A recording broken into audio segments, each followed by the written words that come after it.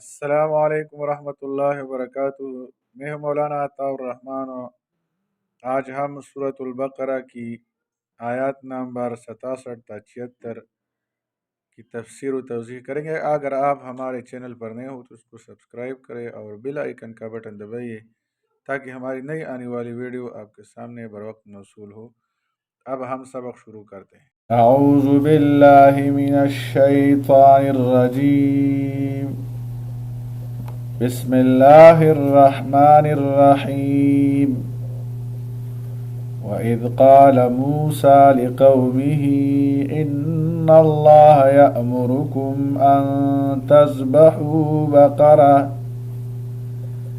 قالوا أتتخذنا هزوا قال أعوذ بالله أن أكون من الجاهلين۔ سورہ البقرہ آیت نمبر 67 11ویں جماعت کے لیے یہ نصاب میں مقرر کیا گیا ہے مطالعہ قرآن حکیم۔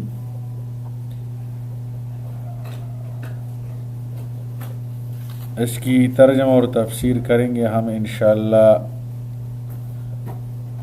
اور یہاں ایک واقعہ اللہ جل شانہ بیان فرماتا ہے، اور یہ واقعہ اس طرح ہوا کہ بنی اسرائیل میں خون ہو گیا تھا، جس کی وجہ مرقات شرح مشکات میں لکھی ہے کہ کسی شخص نے مقتول کی کسی لڑکی سے شادی کی درخواست کی تھی، مگر اس نے انکار کر دیا اور اس شخص نے اس کو قتل کر دیا۔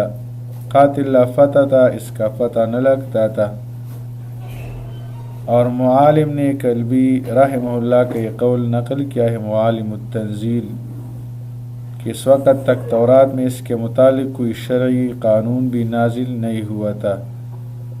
اس سے معلوم ہوتا ہے کہ قصہ نزول تورات سے قبل کا ہے۔ غرض بنی اسرائیل نے حضرت موسیٰ علیہ السلام سے عرض کیا کہ ہم چاہتے ہیں قاتل کا پتہ چلے۔ آپ نے بحکم خداوندی ایک بیل ذبح کرنے کا حکم فرمایا۔ انہوں نے حسب عادت اور اپنی جبلت کے مطابق اس میں حجتیں نکالنا شروع کی۔ آیات میں اس کی تفصیل ہے۔ وَإِذْ قَالَ مُوسَىٰ لِقَوْمِهِ، اور یاد کرو جب موسیٰ علیہ السلام نے اپنی قوم سے فرمایا، ان اللہ یأمرکم، بے شک اللہ تمہیں حکم دیتا ہے، ان تذبحوا بقرۃ، کہ تم ایک گائے ذبح کر دو، گائے ذبح کرو۔ قالوا اتتخذنا ہزوا، وہ بولے کیا آپ ہم سے مذاق کر رہے ہیں۔ قال اعوذ باللہ، موسیٰ علیہ السلام نے فرمایا میں اللہ کی پناہ مانگتا ہوں، ان اکون من الجاہلین، کہ میں انہیں مذاق کر کے ایسے نادانوں میں شامل ہو جاؤں۔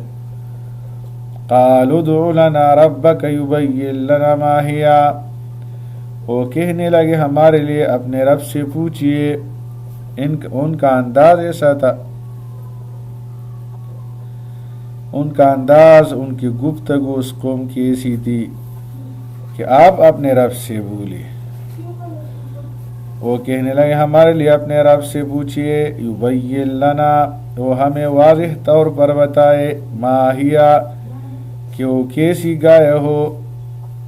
قال انہو یقول، موسیٰ علیہ السلام نے فرمایا بے شک اللہ فرماتا ہے، انہا بقرۃ لا فارض ولا بکر، کہ وہ گائے نہ بوڑھی ہو اور نہ بالکل بچیا۔ فاردن بوڑھی، بکرن نوجوان بچیا۔ عوان بین ذالک، درمیانی عمر کی ہو۔ ففعلوا ما تؤمرون، تو اس پر عمل کرو جو تمہیں حکم دیا جا رہا ہے، اس پر عمل کرو، چون چرا مت کرو۔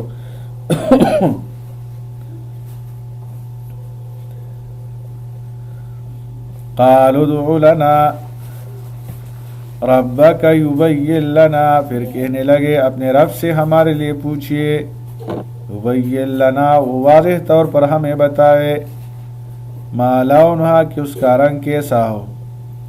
قال انہو یقول، موسیٰ علیہ السلام نے فرمایا بے شک اللہ فرماتا ہے، انہا بقرۃ صفراء کہ وہ زرد رنگ کی گائے ہے، فاقع لونہا جس کی رنگ تیز ہو،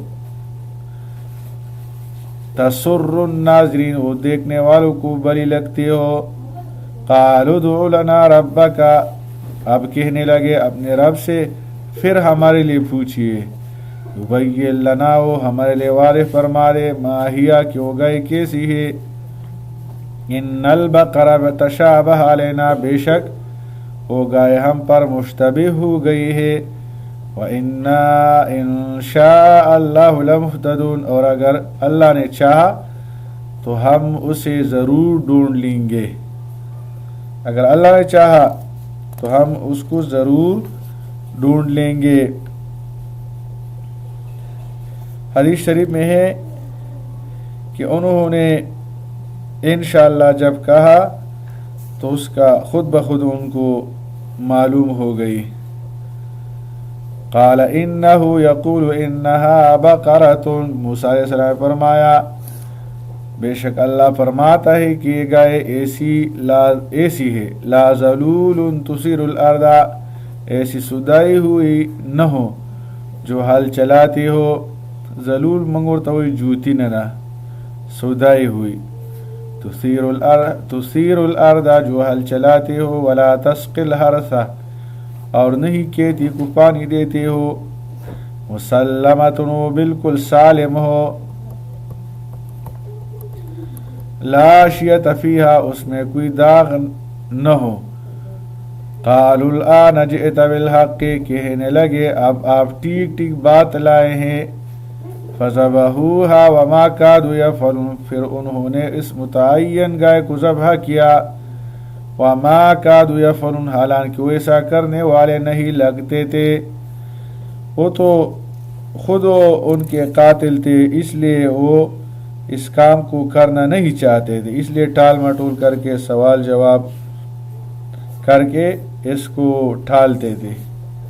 وَإِذْ قَتَلْتُمْ نَفْسًا فَادَّارَأْتُمْ فِيهَا اور یاد کرو جب تم نے ایک شخص کو قتل کیا، فَادَّارَأْتُمْ فِيهَا پھر تم ایک دوسرے پر اس کا الزام لگانے لگے، وَاللَّهُ مُخْرِجٌ مَا كُنْتُمْ تَكْتُمُونَ اور اللہ ظاہر کرنے والا تھا وہ بات جو تم چھپا رہے تھے۔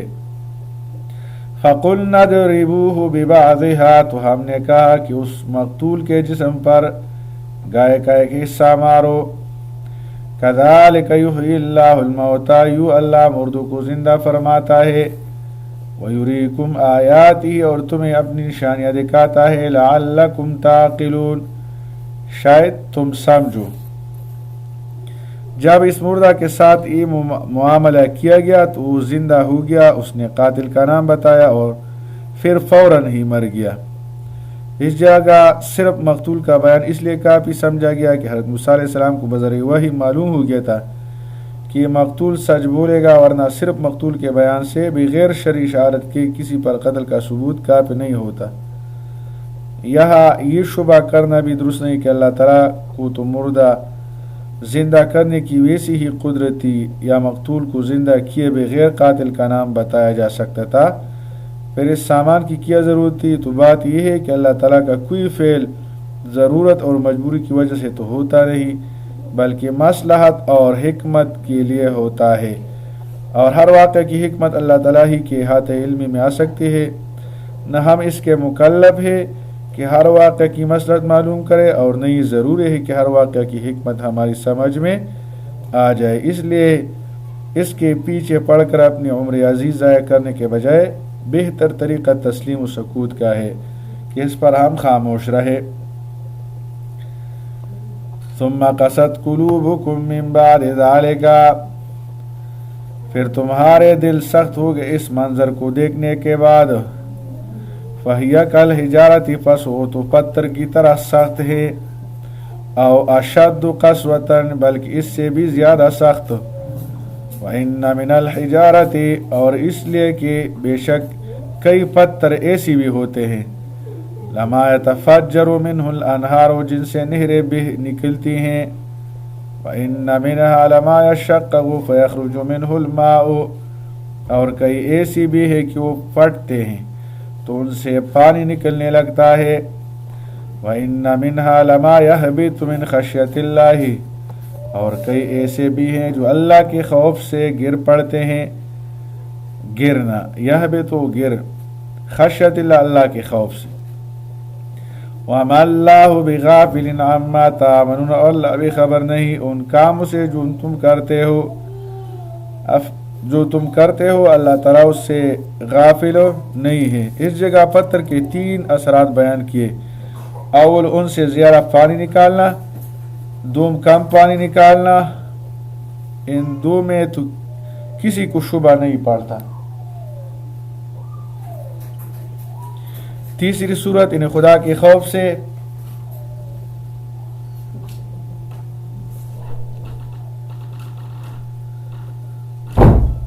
پتھر کا نیچے آ گرنا۔ اس میں ممکن ہے کسی کو شبہ ہو کیونکہ پتھر کو تو عقل اور حس نہیں رہی، سو یہاں یہ سمجھ لینا چاہیے کہ خوف کے لیے عقل کی تو ضرورت نہیں، کیونکہ حیوانات لا عقل میں خوف کا مشاہدہ ہوتا رہتا ہے، البتہ جس کی ضرورت ہوتی ہے، البتہ حس کی ضرورت ہوتی ہے، عقل کی ضرورت نہیں۔ لیکن جمادات میں اتنی حس بھی نہ ہونے کی کوئی دلیل نہیں کہ ان کے حس حیات پر موقوف ہے، اور بہت ممکن ہے کہ ان میں ایسی لطیف حیات ہو جس کا ہم کو ادراک نہ ہوتا ہو، جیسا جوہر دماغ کے احساس کا بہت سے خدا کو ادراک نہیں ہوتا، وہ محض دلائل سے اس کے قائل ہوتے ہیں۔ تو دلائل طبیہ سے ظاہر نفس قرآن کی دلالت اور قوت کس طرح بھی کم نہیں۔ پھر ہمارا یہ دعویٰ بھی نہیں کہ ہمیشہ پتھر گرنے کی علت خوف ہی ہو، کیونکہ اللہ تعالیٰ نے یہ فرمایا ہے کہ بعض پتھر اس وجہ سے گر جاتے ہیں، سو بہت ممکن ہے کہ گرنے کے اسباب مختلف ہو، ان میں سے بعض طبعی ہو اور ایک سبب خوف خدا بھی ہو۔ اس مقام پر 3 قسم کے پتھروں کے ذکر میں ترتیب نہایت لطیف اور افادہ مقصود نہایت بلیغ انداز میں کیا گیا ہے۔ یعنی بعض پتھروں میں تاثر اتنا قوی ہے جس سے نہریں جاری ہو جاتی ہے، جن سے مخلوق خدا فائدہ اٹھاتی ہے، اور ان یہودیوں کے دل ایسی بھی نہیں کہ مخلوق خدا کی تکلیف و مصیبت میں پگھل جائے، اور بعض پتھروں میں ان سے کم تاثر ہوتا ہے جس سے کم نفع پہنچتا ہے۔ تو یہ پتھر بنسبت اول کے کم نرم ہوئے، اور ان کے قلوب ان درجہ دوم کے پتھروں سے بھی سخت ہے، اور بعض پتھروں میں گو اس درجہ کا اثر نہیں، مگر پھر بھی ایک اثر تو ہے کہ خوف خدا سے نیچے گراتے ہیں۔ گو درجے میں پہلی قسموں سے یہ ضعیف تر ہے، مگر ان کے قلوب بھی تو کم درجہ اور ضعیف ترین جذبہ انفعال بھی نہیں۔ افتطمعون ان یؤمنوا لکم، اے مسلمانوں کیا تم یہ توقع رکھتے ہو کہ وہ یہودی تمہاری بات مان لے؟ وقد کان فریق منہم، حالانکہ یقیناً ان میں سے ایک گروہ ایسے لوگوں کا تھا، ایک گروہ، ایک جماعت، فریق، یسمعون کلام اللہ، جو اللہ کے کلام کو سنتے تھے، ثم یحرفونہ، پھر اس کو سمجھنے کے بعد جانتے بوجھتے، من بعد ما عقلوہ، اس کو جانتے تھے، اس پہ سمجھ جاتے تھے، اس پھر تحریف کر دیتے تھے، اسے بدل دیتے تھے۔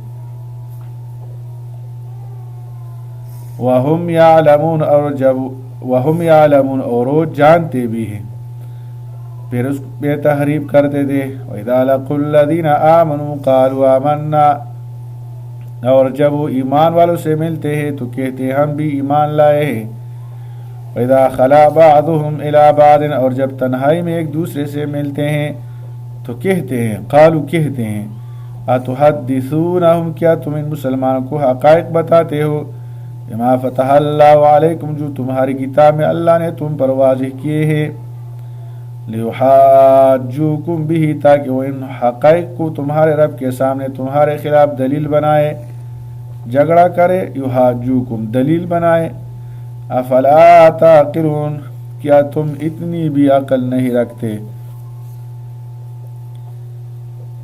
منافقین کا بھی ایک آدھا بات خوشامد میں اپنی ایمان کی سچائی جتلانے کے لیے مسلمان سے کہہ دیتے تھے کہ تورات میں رسول اللہ صلی اللہ علیہ وسلم کے متعلق بشارت آئی ہے، یا قرآن مجید کے متعلق خبر آئی ہے، وغیرہ وغیرہ۔ اس پر دوسرے لوگ ان کو ملامت کرتے تھے کہ آپ اس طرح باتیں مسلمانوں کے سامنے نہ کرے بلکہ ان سے چھپائے رکھے۔